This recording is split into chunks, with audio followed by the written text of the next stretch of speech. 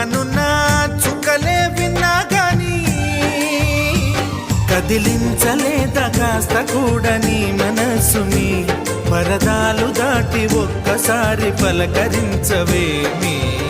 అందరినీ ఇలా వెంటపడి అడగాల సరదాగా నువ్వే ఎదురైతే సరిపోదా నిద్రపోతున్న రాత్రి నడిగా గుటికి చేరిన గువ్వల నడిగా